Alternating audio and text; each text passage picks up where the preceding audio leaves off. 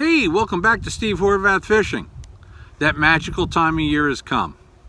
No, not the spawn. Post-spawn.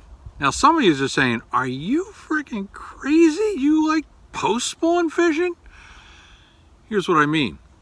A lot of fish are moving from where they were shallow out to more open but structure type of areas, which does contain the fish.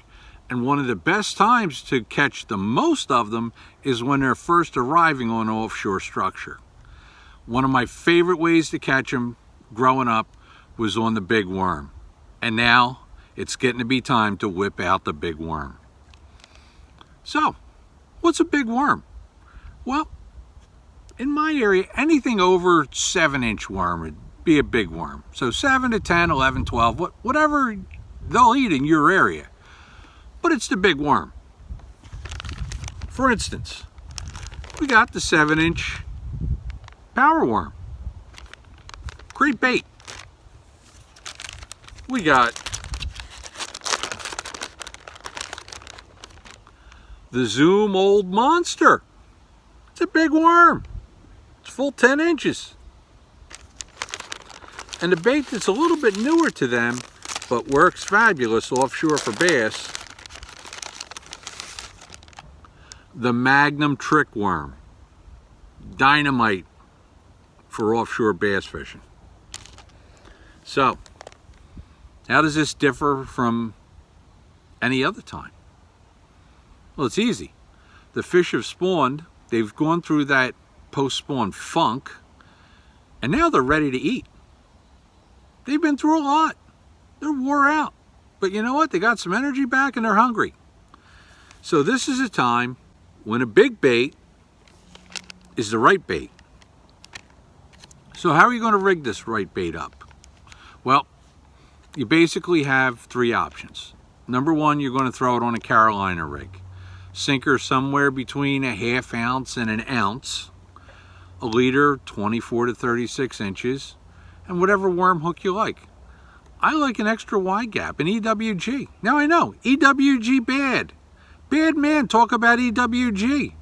I catch a lot of fish on an EWG. I seldom lose one, especially in a 4/0. I'm sorry, it works for me. I use it. I know it's a straight shank world these days, but I'm an EWG type of guy.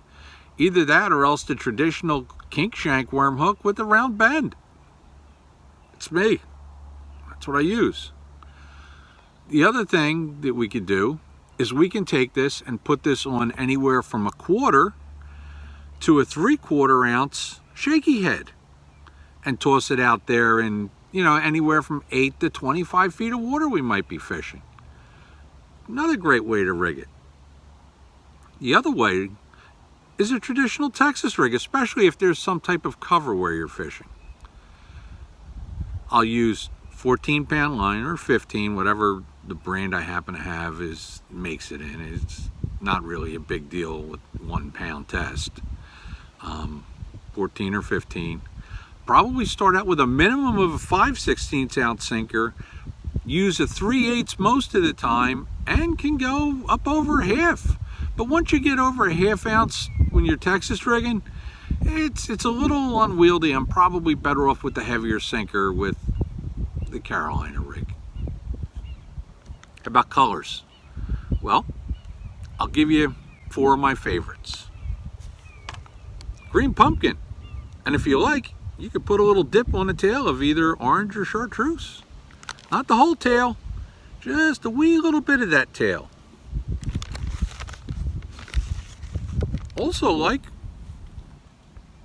a variation of watermelon. This is watermelon red, which has red flake in it. Fantastic color.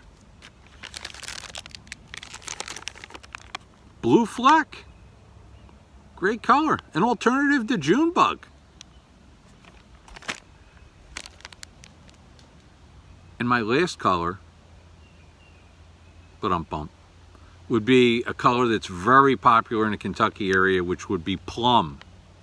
Especially in the Old Monster. Guys love throwing that on the ledges down that way. Wheeler Lake, Kentucky Lake, the shell bars, all that stuff. Another great color for offshore fishing. Hey, it's time to whip out that big worm. I'm Steve, and I'll see you out fishing.